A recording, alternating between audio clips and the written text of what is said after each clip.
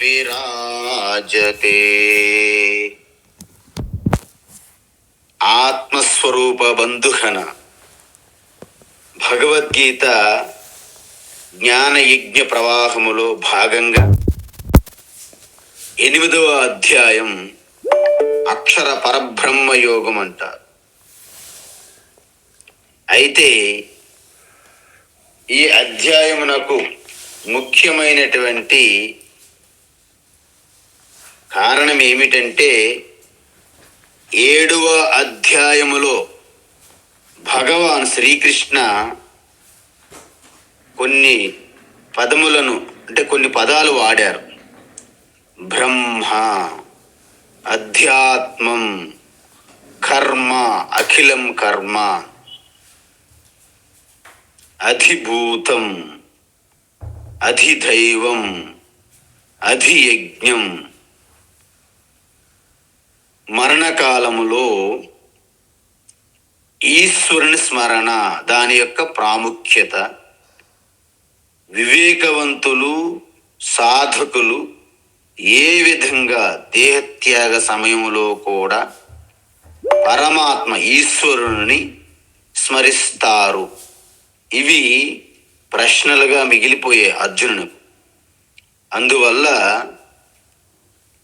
8వ అధ్యాయం అర్జును యొక్క ప్రశ్నలతో ప్రారంభమైనది. ఇప్పటి వరకు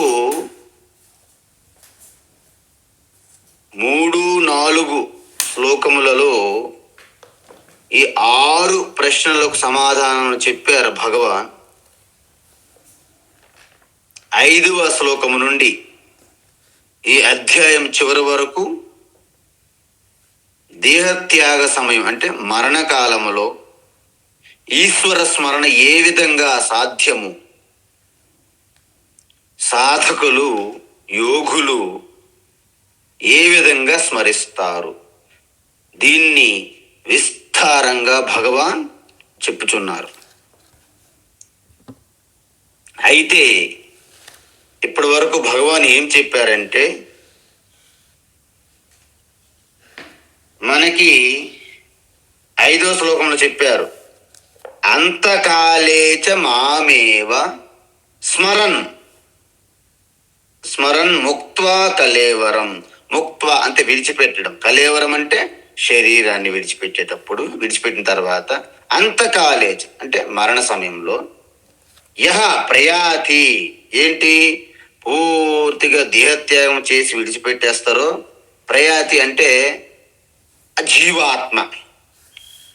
యహ అది ఏ జీవాత్మ అయితే ప్రయాణిస్తుందో ఏ విధంగా, మాం ఏవ స్మరన్ అంటే సృష్టి స్థితి లయకు కారణమైనటువంటి ఆ పరమాత్మను,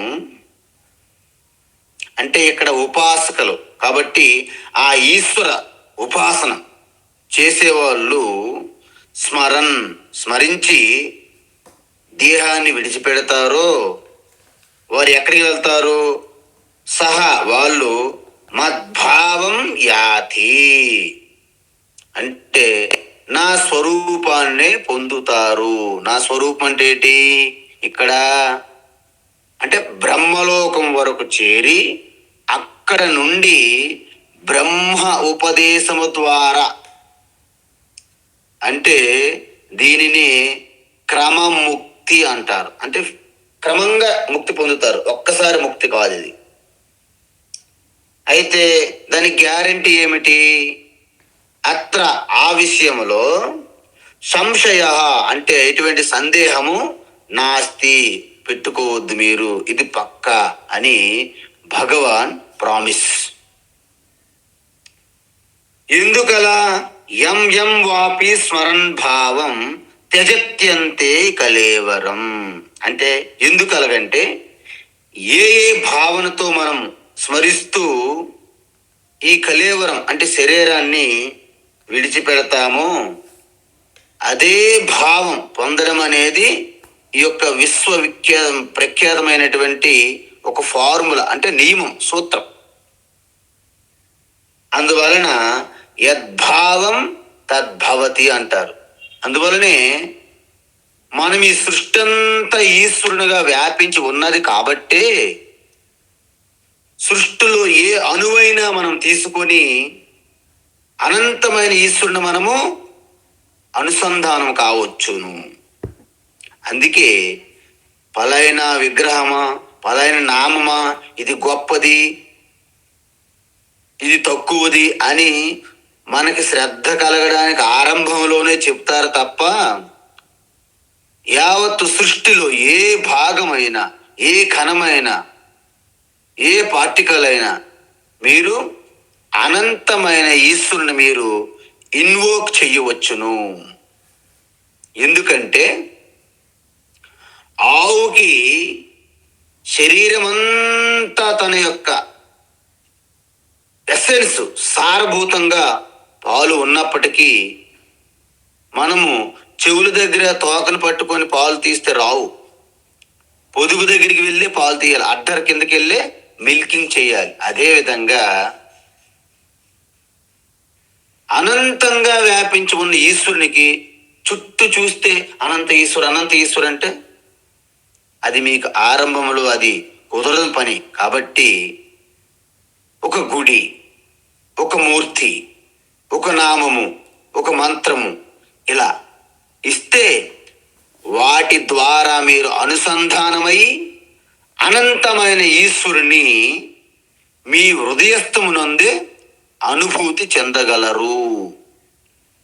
ఈ యొక్క రహస్యంతోనే మనకి ఇన్ని విగ్రహములు, మూర్తులు ఇవన్నీ కూడా కల్పించి దేవాలయాలు, గుడులు, తీర్థస్థలాలు, ఇలాంటి మహాకుంభమేళ లాంటివి ఇవన్నీ కూడా దానిలో భాగమే. అందువలన సదా తద్భావ భావిత, దీంట్లో ఎటువంటి సందేహం అక్కర్లేదు, ఖచ్చితంగా అయి తీరుతుంది. అందువల్ల ఏం చేయాలి మరి? తస్మాత్ సర్వేషు కాలేషు మాం అంటే ఎవరు అంటే సర్వవ్యాపి చైతన్య చిదానంద రూప కృష్ణ పరమాత్మను అనుస్మర అంటే ఒక్కసారి గుర్తుంచుకుని మర్చిపోవడం కాదు. అనుస్మర అంటే నిత్యము స్మరించడం అండి. స్మరిస్తే ఏం చేయాలి? యుధ్యచ నీ కర్తవ్యాన్ని నిర్వర్తిస్తుండాలి. అయితే మీకు ఒక సందేహం, స్వామీజీ ఇది చాలా కష్టం.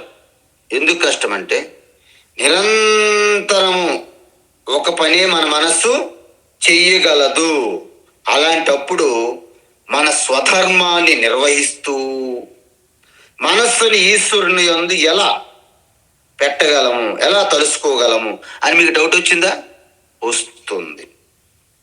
సపోజ్ ఒకరు వచ్చారనుకోండి, ఆయనకి ఓం నమ శివాయ, ఓం నమ శివాయ నిరంతరం జపం చెయ్యు అమ్మ అన్నాం అనుకోండి, ఎప్పుడు కూడా విడిచిపెట్టకుండా నిరంతరం ఈశ్వర నామాన్ని తీసుకో, లేకపోతే ఓం నమో నారాయణాయ, ఓం నమో నారాయణాయ. అప్పుడు ఏం చేస్తారు వాళ్ళు? ఒక మాల పట్టుకుంటారు, లేకపోతే ఓం నమ శివాయ, ఓం నమ శివాయ, ఓం నమ శివాయ. ఎవరిని వచ్చారు అనుకోండి, ఎక్కడి నుంచి వచ్చారు? ఓం నమ శివాయ, ఓం నమ శివాయ. తిన్నారా? ఓం నమ శివాయ, ఓం నమ శివాయ. నీళ్ళేమైనా తాగుతారా? ఓం నమ శివాయ, ఓం నమ శివాయ. అలాగే చేస్తుంటారు కొంతమంది. ఈ హరే కృష్ణ వాళ్ళు కూడా అంతే. మనం ఎక్కడికి వెళ్ళామనుకోండి, ఆశ్రమంకి, గోశాల దగ్గరికి, హరే కృష్ణ హరే కృష్ణ కృష్ణ కృష్ణ హరే హరే కృష్ణ హరే కృష్ణ, ప్రభు నమస్కారం, హరే కృష్ణ హరే కృష్ణ. ఇది నేను ప్రత్యక్షంగా నా అనుభవంలో కలిగారు ఇలాంటి వాళ్ళు చాలా మంది. అయితే మరి దీని సంగతి ఏమిటి? అది కాదు పద్ధతి. రెండు ఒకేసారి చెయ్యాలి. అంటే ఏంటి? నీ కర్తవ్యము నిర్వహించాలి అండ్ ఈశ్వరుని స్మరించాలంటే ఆ పద్ధతి కాదు. ఎందుకు? ఎప్పుడు కూడా మన యాక్టివ్గా ఉన్న మన మనస్సు రెండు పనులను ఒకేసారి చెయ్యలేదు. ఇది నిజం, అందరూ ఒప్పుకోవాల్సిందే. ఇది ప్రకృతి దైవ నిర్ణయము, ఈశ్వరుని యొక్క సూత్రం. కానీ మన చేతన మనస్సు అంటే యాక్టివ్గా ఉన్నటువంటి కాన్షియస్ మైండ్ ఏదైనా పని చేస్తున్నా కూడా మన అన్కాన్షియస్ అంటే సుప్త చేతన మనసులో మన అంతిమ లక్ష్యం మనకి స్పష్టంగా తెలుస్తూ ఉంటది.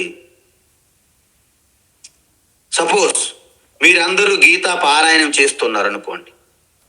నేను గీతా పారాయణం అలా మీతో పాటు చేస్తూ ఆ శ్లోకాలు తప్పుగా ఉన్నాయా, ఉచ్చారణ కరెక్ట్గా ఉన్నదా, అక్షరములు కరెక్ట్గా చెప్తున్నారా లేదా అనేది నా సుప్త చేతన అన్కాన్షియస్ మైండ్లో ఉంటుంది.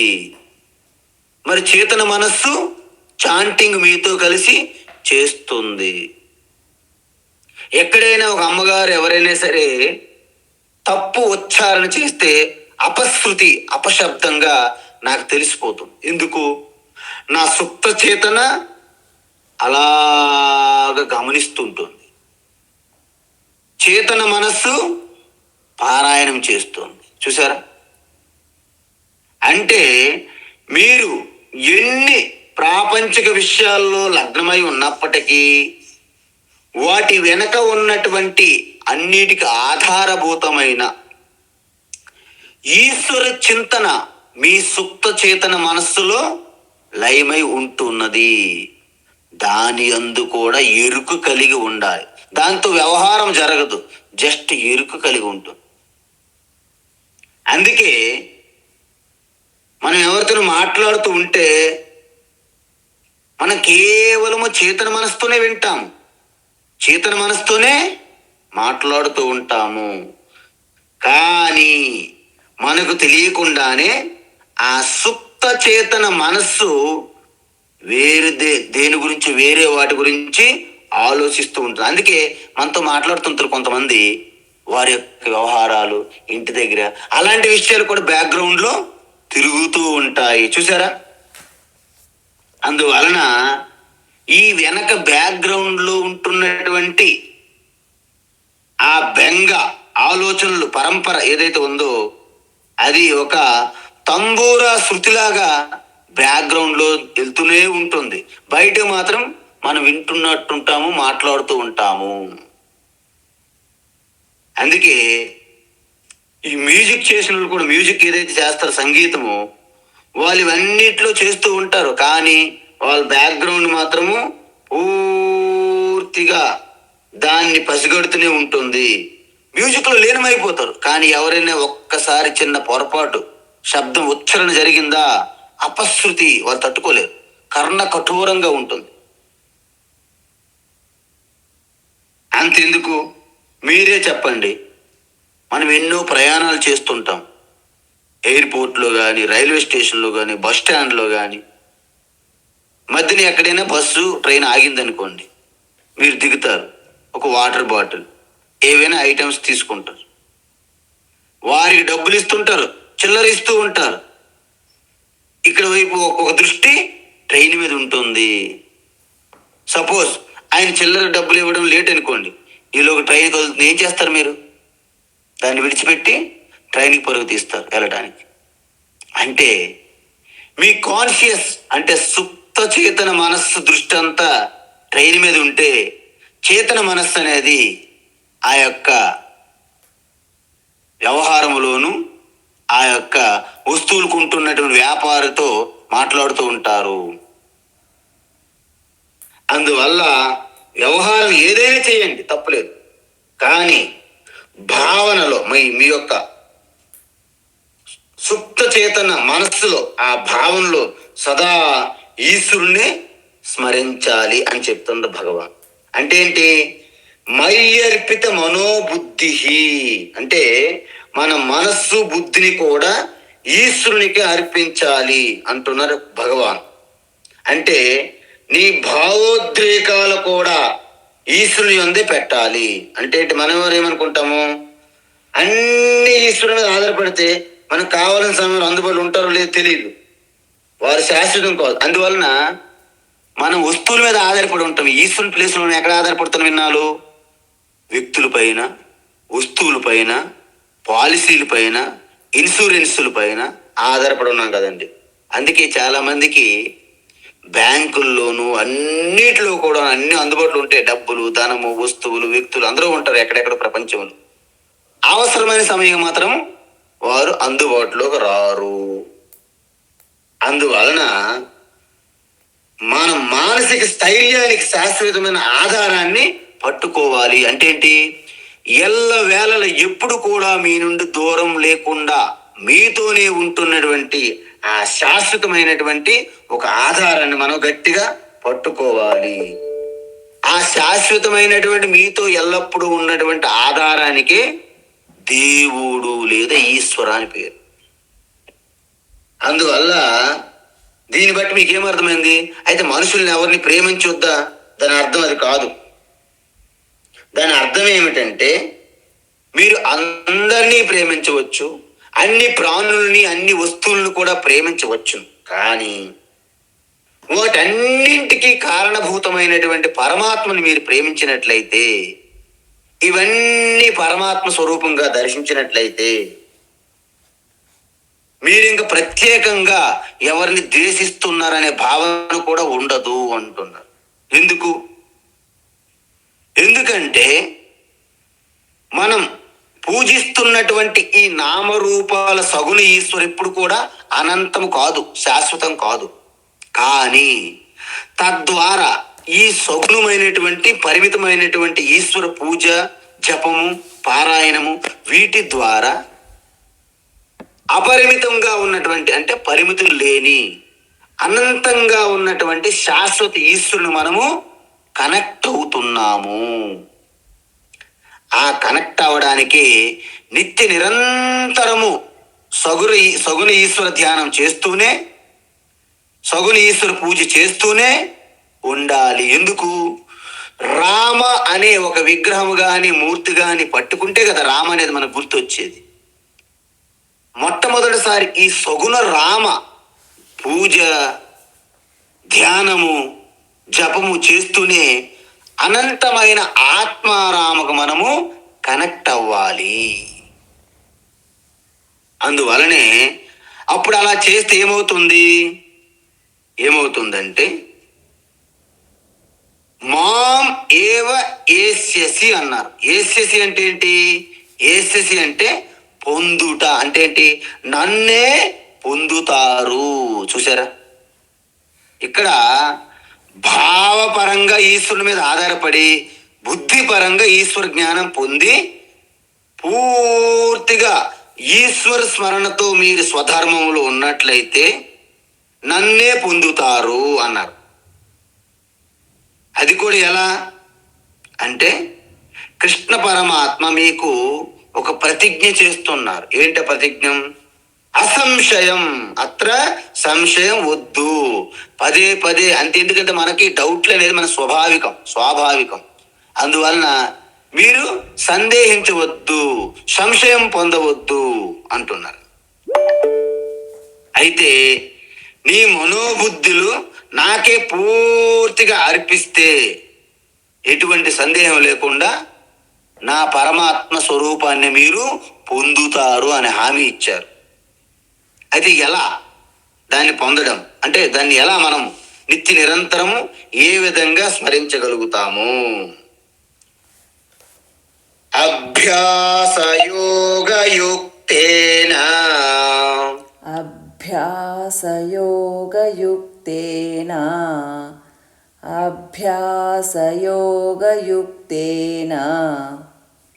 చేతసా నాన్యగామినా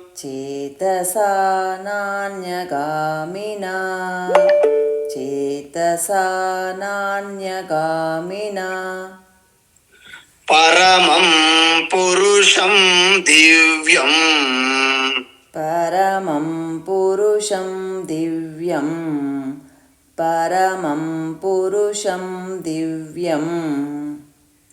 యాతి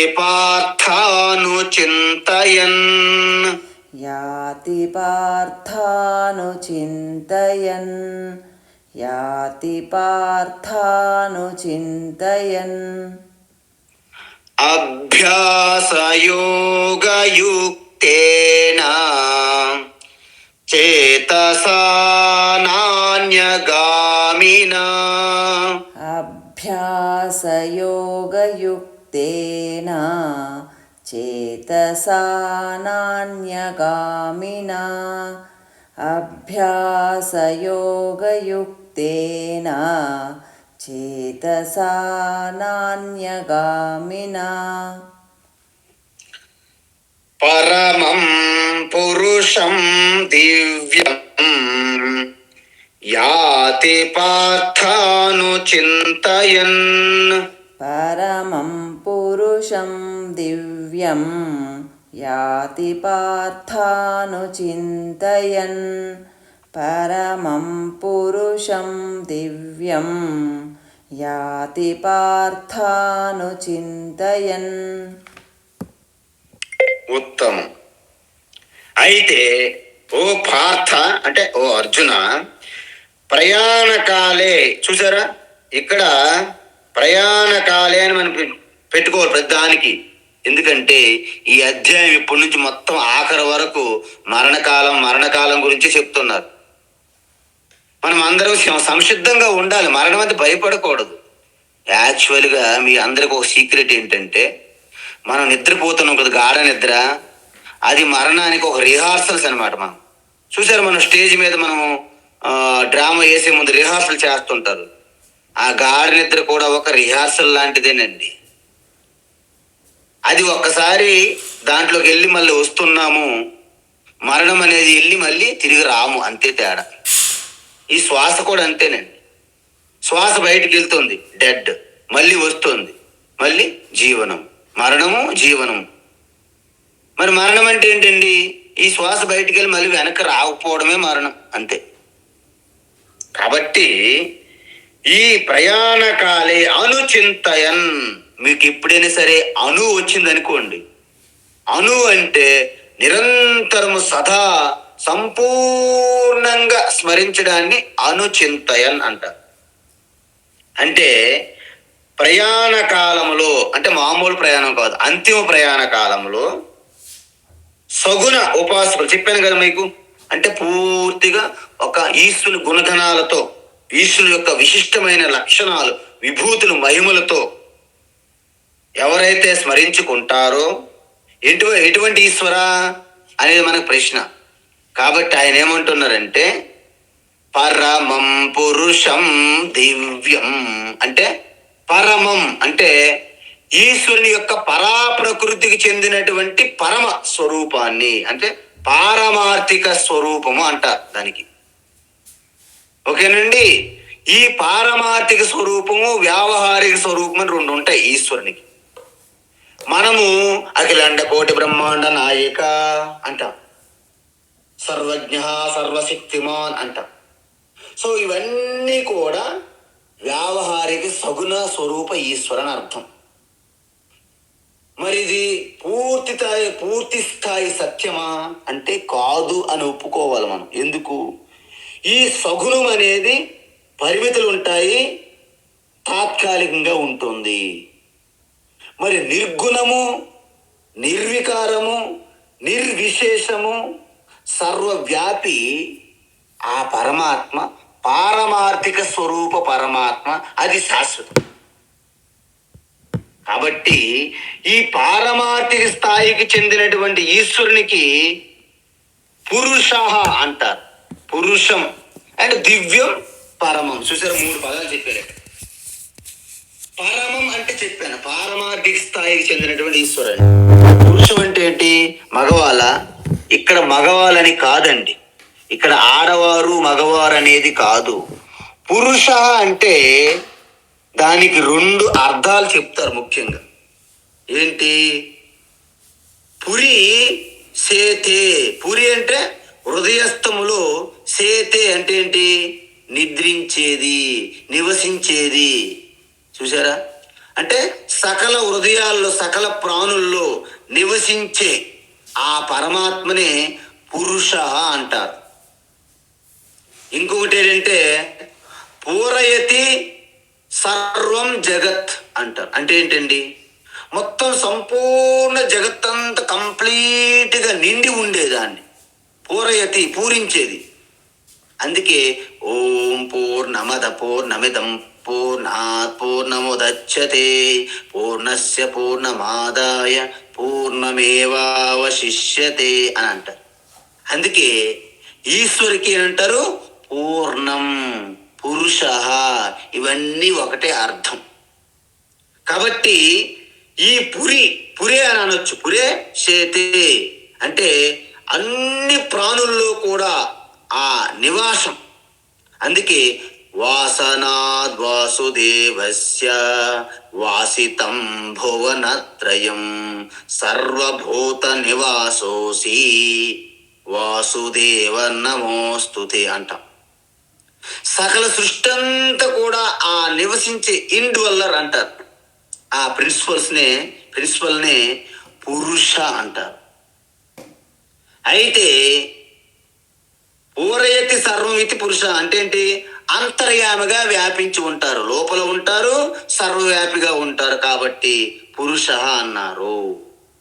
అందువలన మరి అటువంటి సర్వవ్యాపకమైనటువంటి అంటే దివ్యం అంటే ఏమిటి? చైతన్య జ్యోతి స్వరూపం. దివ్యం, దేదీప్యమానం, ప్రజ్వల్యమానం. అంటే ఈశ్వరు అంటే ఎవరెక్కడ? సర్వవ్యాపకము అండ్ దివ్యము, చైతన్య స్వరూపము. అంటే సర్వంగా వ్యాపించి చైతన్య స్వరూప ఈశ్వరుణ్ణి ఎవరైతే సగుణ ఉపాసకులు మరణకాలంలో తలుచుకొని స్మరిస్తారో, ఏ విధంగా, దేంతో స్మరిస్తాం మనము? చేతులతోనా, నోటితోనా, చెవులతోనా? కాదు, మనస్సుతో. అంటే ఏంటి?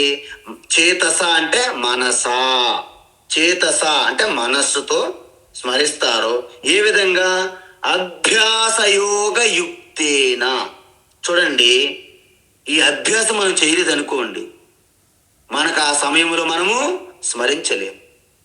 ఇప్పుడు మీరు చెప్పండి, మన ప్రతి ఆలోచన కూడా 2 విధములుగా ఉంటుంది. మనలో ఉన్నటువంటి ఆ సంస్కార వాసనలు కొంత ప్రభావితం చేస్తాయి. మనం ప్రయత్నించి కూడా మనం ఆలోచిస్తాము. ఆరోగ్యంగా ఉన్నప్పుడే మన ప్రయత్నాలను ఓడించి మన సంస్కార స్వభావము యుద్ధం చేసి మన మీద విజయం సాధిస్తుంది. చాలా సమయాల్లో, చాలా సార్లు మనం చేసే ప్రయత్నాన్ని కూడా ఓడించి మన సంస్కార స్వభావం అనేది పైకొచ్చి మనల్ని నానా ఇబ్బందులు పెడుతుంటుంది. మరి అలాంటప్పుడు ఇక అంపశయ్య మీద భీష్మ పితామహలాగా ఆ యొక్క బెడ్ రిడెన్ ఐసీయూలో ఉన్నటువంటి ఆఖరి జర్నీ, ఆ సమయంలో మీరు ప్రయత్నమే చేయలేరు పెద్దగా. ఇంకా ఆ సంస్కార వాసన గురించి ఇంక మీకు చెప్పాలా? అందుకే ఆ ప్రయాణ కాలంలో, ఆ మరణ సమయంలో మీరు సుప్త చేతన మనస్సులో ఉన్నటువంటి ఆ యొక్క సంస్కారమే ప్రకటన అవుతుంది. మీరు అక్కడ నారాయణ నారాయణ రామరామ అనేడానికి మీరు ఏమీ కుదరదనమాట. ఇప్పుడు అనుకుంటాం, కానీ ఆ సమయంలో అది వీలు పడదు అని భగవాన్ శ్రీకృష్ణ అంటున్నారు. అందుకే మనం ఏం చేయాలి? మనము అంటే మన సుప్త చేతన మనస్సులో ఉన్నటువంటి అశుభ వాసనలు ఏవైతే ఉన్నాయో వాటికి మనం నాకౌట్ చేయాలి. రింగులో ఒకే షాట్కి అవుట్. అంటే నిరంతరము ఈ చేతన మనస్సుతో జీవితాంతము ఈ సగుణ ఈశ్వర ఉపాసకులు ఎవరైతే ఉన్నారో నిరంతరము ఆ సుప్త చేతన మనస్సులో ఉన్నటువంటి వాసనల స్థానములో ఈ శుభ వాసనలు అంటే ఈశ్వర స్మరణతో కూడి ఉన్న వాసనలతో నింపాలి. దాన్ని ఎలా? అభ్యాస యోగ యుక్తేన, నిరంతరం అభ్యాసం చేయడం వలన. అందువలన నామరూపమైన తాత్కాలికమైనటువంటి ఈ జగత్తు పైన వివేకముతో విడిచిపెట్టడం అనేది, నిరంతరము విడిచిపెట్టాలనే ఆలోచన వైరాగ్యం అంటారు.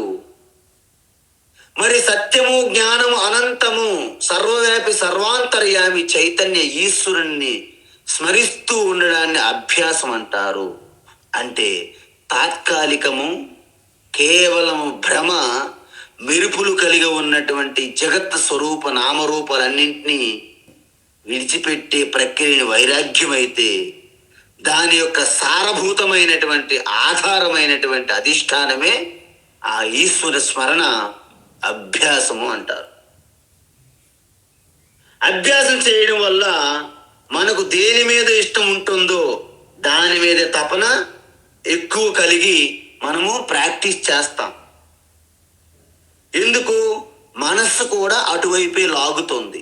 అందువలన ఈశ్వరుని మీద మీరు ఎప్పుడైతే మక్కువ కలిగినట్టు మీరు దానికి మనస్సుకు నచ్చ చెప్తారో అప్పుడు మనస్సు కూడా నిరంతరం మీకు తెలియకుండానే ఈశ్వర చింతన జరుగుతుంది.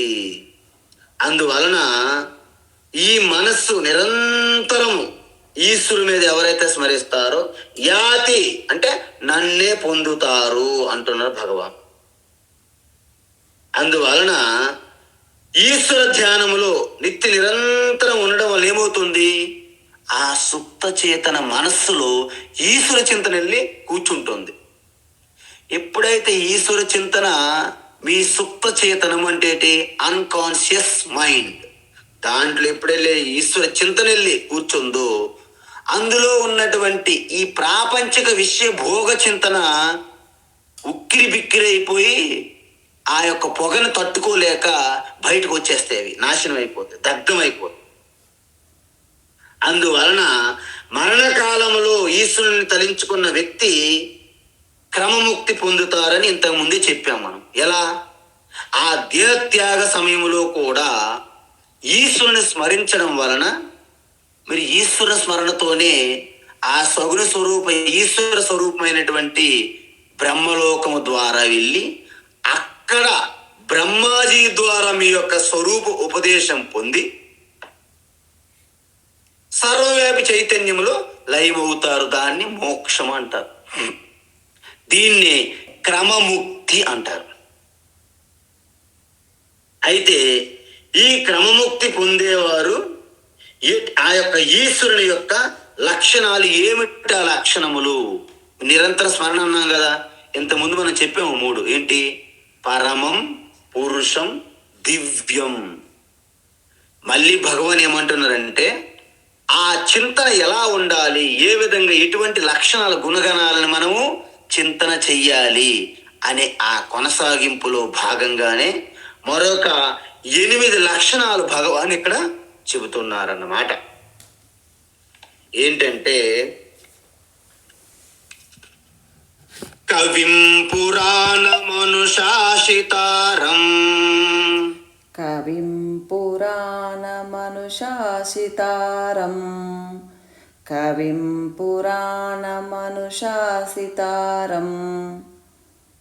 అనోరణీయాంసమనుస్మరేద్యః అనోరణీయాంసమనుస్మరేద్యః అనోరణీయాంసమనుస్మరేద్యః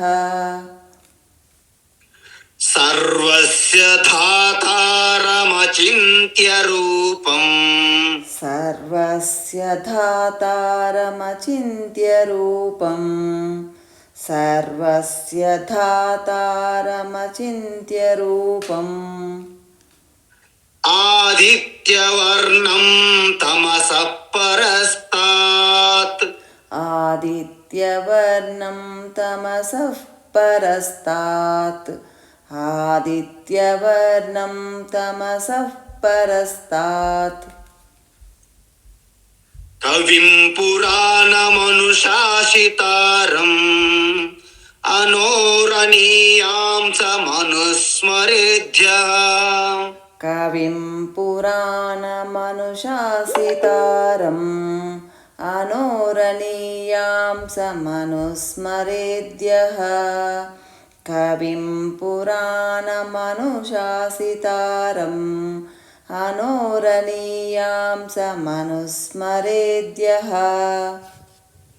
సర్వస్య ధాతారమచింత్య రూపం ఆదిత్యవర్ణం తమసః పరస్తాత్ సర్వస్య ధాతారమచింత్య రూపం ఆదిత్యవర్ణం తమసః పరస్తాత్ సర్వస్య ధాతారమచింత్య రూపం ఆదిత్యవర్ణం తమసః పరస్తాత్. అద్భుతం. ఈ శ్లోకం ఈశ్వరుని యొక్క, అంటే మనం ఈశ్వరుని స్మరించాలి అంటున్నాం, కానీ ఎటువంటి లక్షణములు గుణములతో ఉన్న ఈశ్వరుని స్మరించాలి అనేది ఇక్కడ భగవాన్ శ్రీకృష్ణ చెప్తున్నా. ఎందుకు?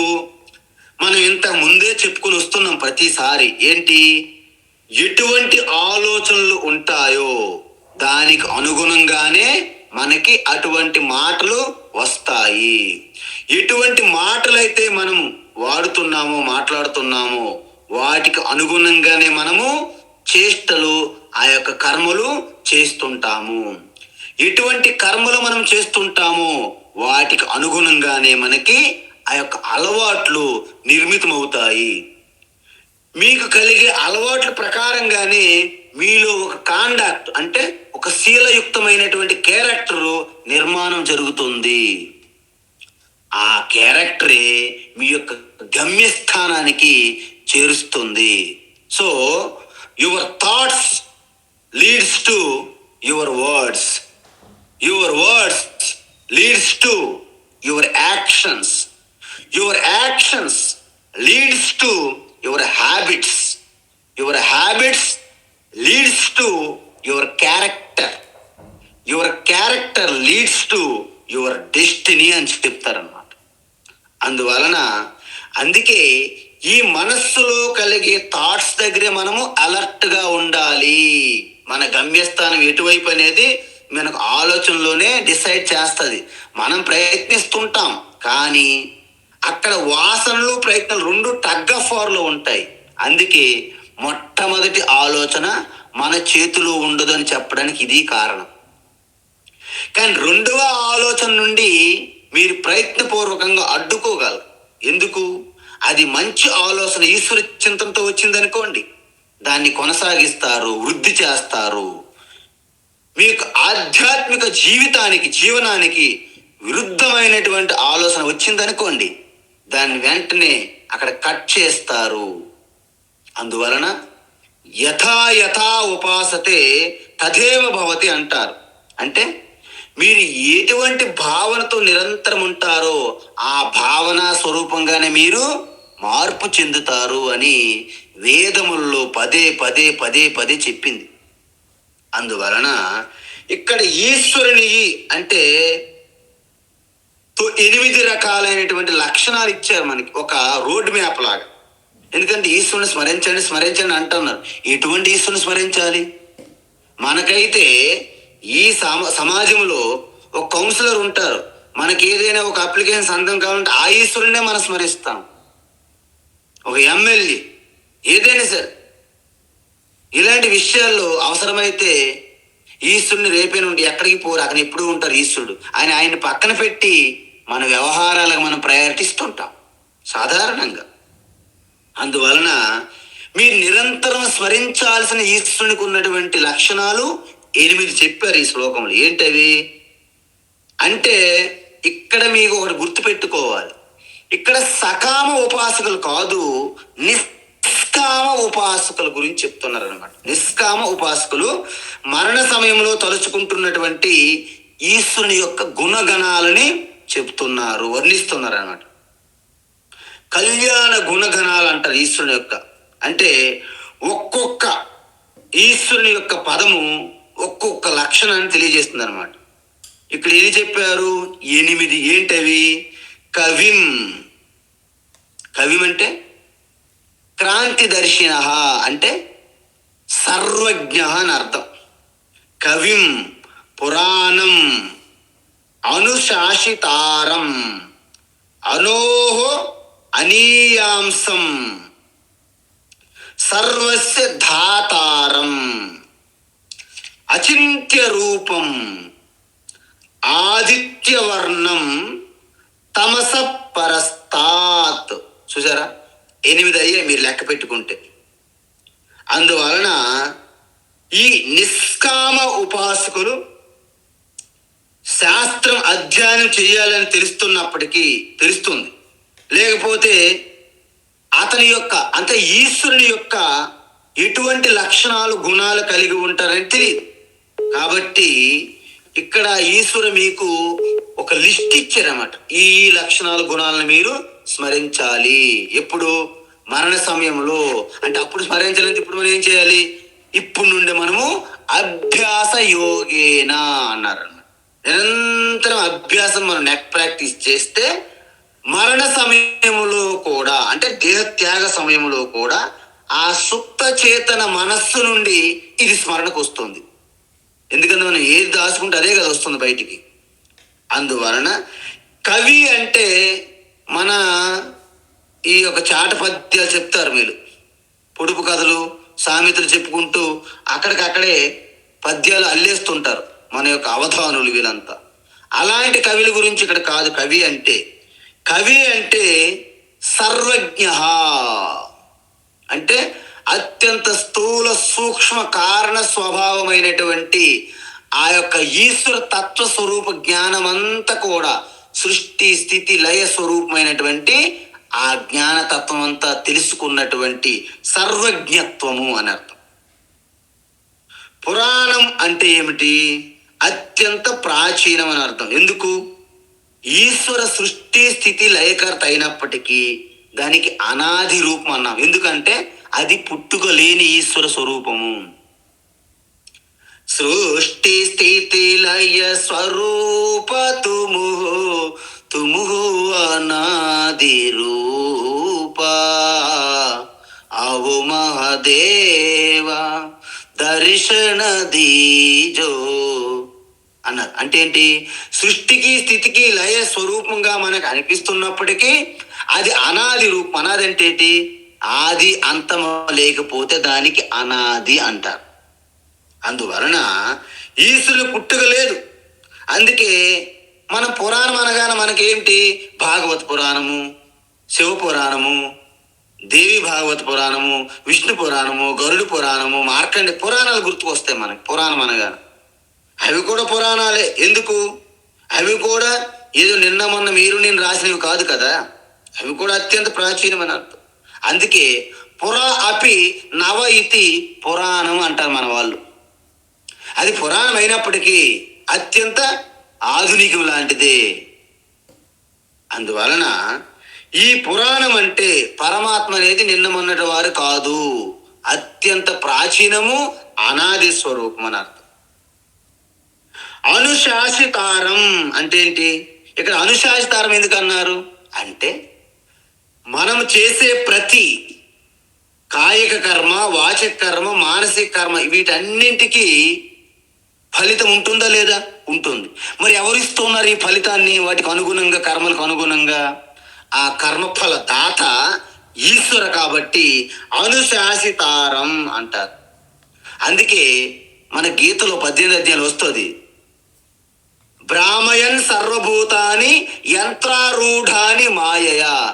జంత్రగాడు బొమ్మలను ఆడించేటట్టుగా తోలు బొమ్మలు ఎలాగైతే ఆడిస్తారో యావత్ సృష్టి అంతా ఈశ్వరు చేతిలో బొమ్మల్లా, తోలు బొమ్మలు లాంటిది అనమాట ఈ ప్రాణులన్నీ. అందువలన కర్మకి అధ్యక్ష, కర్మఫల దాత ఈశ్వరుణ్ణి అనుశాసితారం అంటారు. అలాంటి ఈశ్వరుని, కర్మఫల దాత ఈశ్వర అనోరణీయాంశం అన్నారు. అంటే మనమేమనుకుంటాము? ఈశ్వరు అంటే ఎంత పెద్దదో. అందుకే మనము విగ్రహాలు కూడా వారు 1 అడుగు 2 అడుగులు అయితే మనం 3 అడుగులు, 5 అడుగులు, 10 అడుగులు, 216 అడుగులు విగ్రహం పెడతాం మనం. అంటే ఈశ్వరుని గొప్పతనాన్ని మనం అనగా కీర్తించడం అన్నమాట అర్థం. ఈ యొక్క అందుకే మనం ఏమనుకుంటాము? ఈశ్వరుడు అంటే చాలా పెద్దది అనే భావన ఉంటుంది. కాబట్టి ఇక్కడ భగవాన్ ఏం చెప్పాడు? అనోరణీయాంశం అంటే సూక్ష్మాతి సూక్ష్మం. మీరు ఎంత సూక్ష్మం అని చెప్పినా, ఎలక్ట్రాన్, ప్రోటాన్, న్యూట్రినో అన్నాం అనుకోండి, ఆటం, అణువు, దానికంటే చిన్నదని అర్థం.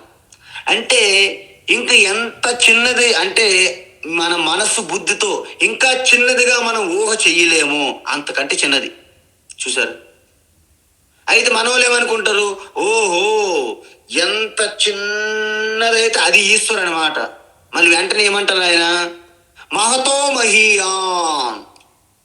ఈ సృష్టిలో ఈ మీ కల్పనలో ఎంత పెద్దదిగా మీరు ఊహ చేయగలిగితే దానికంటే పెద్దది ఈశ్వరం. అంటే దీని అర్థం ఏమిటి?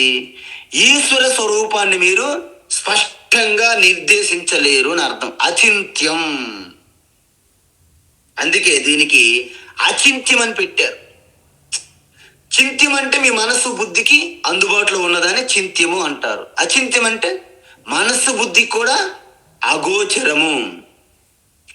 మంతున్న శక్యో మనసా కదాచిత్ వక్తున్న కేనాపి తథా న వాచ బోద్ధుం చ బుద్ధ్యాపి తథా న శక్యః బుద్ధ్యాది సాక్షి ఖలు కేవలోయః సర్వేంద్రియాతీత పదస్థితోపి సర్వేంద్రియా ప్రేరయిత పరోయః అన్నారు. మంతున్న అంటే మనసుతో చింతన చేయడానికి శక్యం కాదండి. ఎందుకు కాదు అంటే మనస్సు చింతన చేయడానికి వీలుగా కలిగిందంటే దాని వెనకున్నటువంటి శక్తి పరమాత్మ. కాబట్టి మనస్సు ద్వారా ఆ శక్తిని తెలుసుకోలేదు. వక్తున్న కేనాపి తథా న వాచ. వక్తున్న కేనాపి మాట్లాడదామంటే అస్సలు వీలు పడట్లేదు. ఎందుకు? ఆ మాటలు కూడా వెనకున్న ఈశ్వర శక్తి ద్వారా మాటలు వస్తున్నాయి తప్ప ఈశ్వర శక్తి కంటే స్వతంత్రంగా మాట్లాడే అవకాశం లేదు. కాబట్టి మీ మాటల ద్వారా ఈశ్వరుని వర్ణించలేరు. నశక్య, శక్యం కావట్లేదు. బుద్ధ్యాది బోద్ధం. బోద్ధం అంటే ఆలోచిద్దాం అంటే బుద్ధి ద్వారా వీలు పడట్లేదు. ఎందుకు? ఆలోచించడానికి జడంగా ఉన్న బుద్ధి చేతనంగా పొందడానికే ఈశ్వర అవసరం, అనుగ్రహం. మరి దాన్ని దీంతో ఎలా ఆలోచించగలం అంటే ఈ బుద్ధి, మనసు, ఇంద్రియములు, శరీరము, జగతి వీటన్నింటికీ చేతన తత్వాన్ని అందిస్తున్నదే ఆ ఈశ్వర.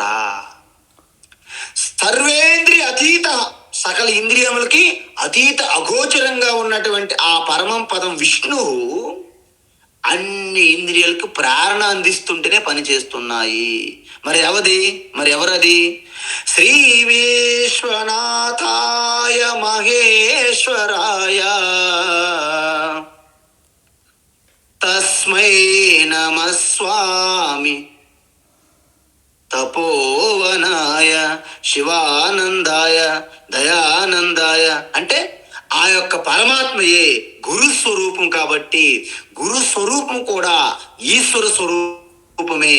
అంటే గురువుకు ఉన్నటువంటి ఆ శరీరం ఉన్నటువంటి ఆ మూర్తి రూపం అనేది పరమ ఈశ్వర స్వరూపం కాదు, కానీ ఆత్మస్వరూపం అంతా ఈశ్వరే. అందుకే ఈశ్వర, గురువు, శిష్య ముగ్గురు కూడా ఆత్మస్వరూపంగా ఒక్కటే అని చెప్తారు శాస్త్రం. చూసారా ఎంత ధైర్యంగా చెప్తున్నటువంటి మాట ఇది. అందువలన అనోరణీయాంశం అంటే సూక్ష్మాతి అతి సూక్ష్మము. అదేవిధంగా సగుణ బ్రహ్మ అంటే ఒక రూపంగా ఉన్న బ్రహ్మని, పరమాత్మని దర్శించడం కష్టం. కాబట్టి మనకి మహాత్ములు ఏం చెప్పారంటే నిర్విశేషం పరం బ్రహ్మ సాక్షాత్కర్తుం అనీశ్వరాః ఏ మంద తేను కంప్యంతే సగుణ సాకార నిరూప్యతే అంటారు. అంటే ఏంటి? నిర్వికార నిర్గుణ సర్వవ్యాపి ఈశ్వరుని ఇలా దర్శించనంటే కింద మీద పడతారు మన వాళ్ళు. ఎవరు? మందాహ అంటే మంద బుద్ధి, స్థూల బుద్ధి. మరి వాళ్ళని వదిలేద్దామా? వదిలేయండి, మీకు సంబంధం లేదండి, మీకు మోక్షం, మీకెందుకండి మోక్షము, మీరు ఎక్కడో అలా అనకూడదు. సృష్టిలో ప్రతి ప్రాణిలో పరమాత్మ నివసిస్తున్నారు కాబట్టి ప్రతి ఒక్కరు కూడా అంతిమ లక్ష్యం పరమాత్మ స్వరూపం చేరుకోవడమే. కాబట్టి వాళ్ళ యందు కూడా అనుకంపనం అంటే ప్రేమ, కరుణ, జాలి, దయ, దానితోటే ఆ మహాత్ములు కూడా వారికి ఒక ఉపాయాలు కనిపెట్టారు వారి కోసం. ఏంటది? నిర్వికార నిర్గుణ స్వరూప ఈశ్వరుణ్ణి వికారాలతో కూడుకున్నటువంటి సగుణ సాకార రూపాన్ని కూడా ప్రవేశపెట్టారు. అందుకే ప్రతి వాళ్ళు అంటారు, ఎందుకండి ఈ హిందూ ధర్మంలో, వైదిక ధర్మంలో అంత సర్వవ్యాపి ఈశ్వరు అంటారు కదా, మరి ఈ విగ్రహారాధన ఏంటి, విగ్రహారాధన మూర్ఖులు కదా అంటారు. అంటే మిడిమిడి జ్ఞానం ఉన్న వాళ్ళు అలా మాట్లాడతారు. విగ్రహారాధన అజ్ఞానము మూర్ఖత్వం కాదు.